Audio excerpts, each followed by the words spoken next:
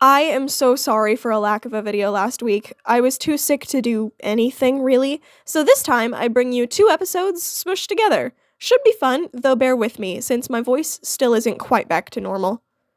Episode 3 starts, once again, right where episode 2 left off, with our girls and Meme going to the Nico garden to help out the ostrich that was garu-garu'd last time. Komugi is not taking any of this seriously. She refers to the whole Nico garden as a dog run, which is really cute. I don't think she knows how to take any of it seriously. The entire concept of her character is still just so fascinating. They heal the ostrich with these gummy fruits that just kind of grow here, and we get confirmation that Komugi is not allowed to eat human food in dog form. I know they probably just did this to make sure kids don't feed gummies to their dogs, but the scene made this episode feel a little more grounded. It's the little details like these that have really been bringing this season together so far. After another actually pretty interesting lore drop about the Nico garden, Meme once again tells Iroha that she is not allowed to tell Satoru anything, even though it would probably help. She and Komugi return home, where they of course run into Satoru as soon as possible. Iroha continues to be bad at lying, and Satoru continues to be an amazing friend for not pressuring her about it, saying the most important thing is that she's safe. He knows she's hiding something from him, but instead of getting defensive or trying to find out what it is she's lying about, he just feels bad for not being trustworthy enough to tell, and hoping she'll tell him when she's ready. If that isn't a fantastic example of a great friend, I don't know what is. Satoru and Daifuku find a garu-garu egg in the woods, and Daifuku is MVP for not letting Satoru touch it for real. We get to see Satoru's room, and I love how personalized it is. We've been told he knows a lot about animals, but seeing his room absolutely full of animal textbooks and encyclopedias, with him hard at work researching the strange egg he found, it makes his characterization feel that much more concrete and natural. Of course, there is no information about the egg online, and Satoru is out of luck. The next morning, Komugi and Iroha have decided to go looking for garu-garus actively, though they pretty much immediately get distracted by a bunch of ducks and forget what they're doing. Satoru goes back out into the woods to get another look at that egg, without Daifuku this time, I've got to mention, only to find that it has hatched. Not only that, but the shards of the eggshell vanish before his eyes, moments before he's attacked by the garu-garu that came from it. From the perspective of the viewers who know what's going on, it's obviously a rabbit, though this one has a pink gem on its head, unlike the other garu-garus we've seen so far. Komugi senses the garu-garu, and they're there to save Satoru within short order. When crisis strikes, there's no time for secret identities, so they just transform in front of him. I know the focus was on his reaction to Iroha specifically, but I love that they still gave him a moment to be surprised about Komugi talking. It's just great. During the chase not fight scene, Satoru immediately proves himself useful by pointing out the bunny similarities and suggesting ways to help. The defeat this time was less hugging and more gentle stroking. It's nice to see that they have some variety. The garu-garu turns into a little pink and white floating bunny with a jewel in its forehead. Much more of a traditional Precure fairy than Meme, I'll say for sure. We get this funny little moment of Satoru reminding them that he is there, he saw everything, and they have a lot of explaining to do. All in like 2 words. Iroha is still my favorite cure of the season, but Satoru might be my favorite character. All of my expectations of him are just being far exceeded. The 3 of them, plus the bunny, all head to the Nico garden, and they get to break the news to Meme that Satoru knows. He's initially upset, but soon changes his tune once he realizes that Satoru is actually reasonable and listens to him when he talks. I, too, would be overjoyed. Satoru also gets this line of, "My feelings are the same as a Precure." Man, Toei, this boy had better get magical powers. Please.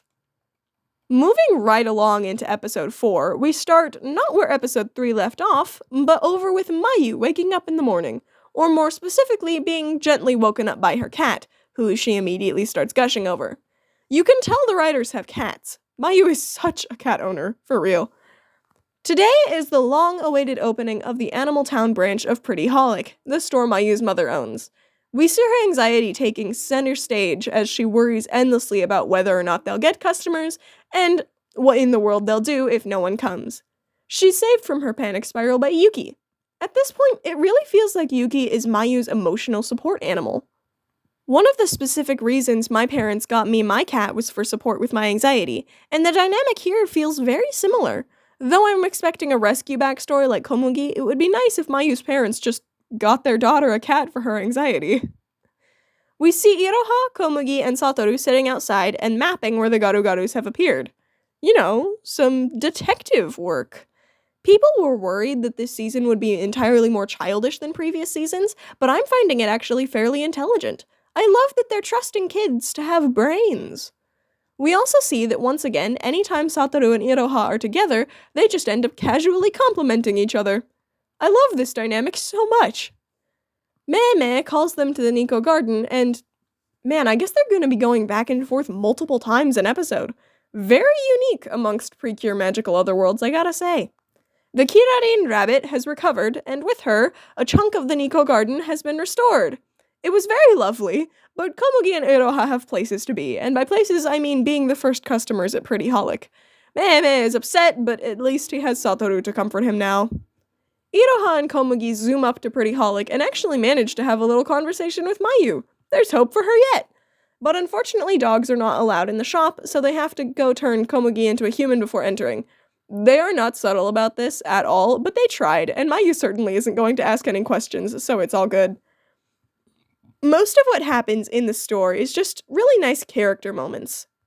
This episode is all about Yuki and Mayu after all, and they're not as of yet directly related to the plot, so we get to see them in their natural habitat of the cosmetics store for half the episode instead.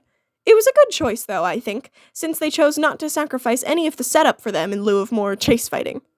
We get to see Mayu's skill with makeup, her focus, and of course, her anxiety, specifically with school. With Yuki, we don't get much of her, but her interactions with human Komugi were a highlight of the episode for me. Also, Komugi just straight up told her the secret, and I hope that comes back into play later.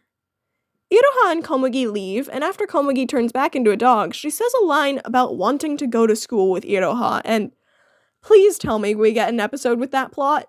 Currently in the timeline, I think they're in spring break between semesters, so in a few episodes we should get some fun shenanigans. It's Garu-Garu time, and this episode's Garu-Garu is a little Tanuki, the smallest Garu-Garu we've gotten so far. The chase here is very entertaining in my opinion. Their failed attempts to calm it down at first are a nice touch. I also love Iroha relating the scared Tanuki back to Mayu, really connects the two halves of the story we've got going on here.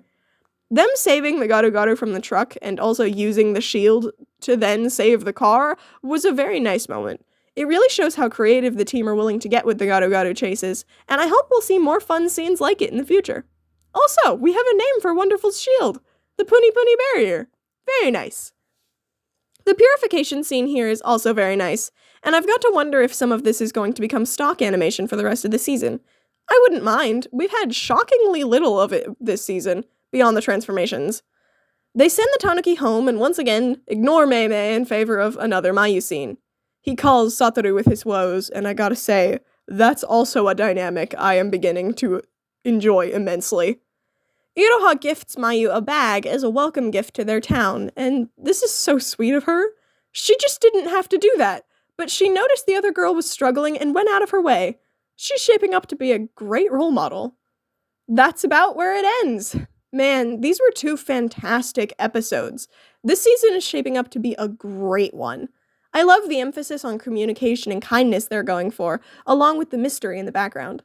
These two episodes have been focusing pretty hard on the side characters, after the first two focused on our duo, and it looks like next week is back to our girls. I'm so very excited. The pacing has been really nice, actually.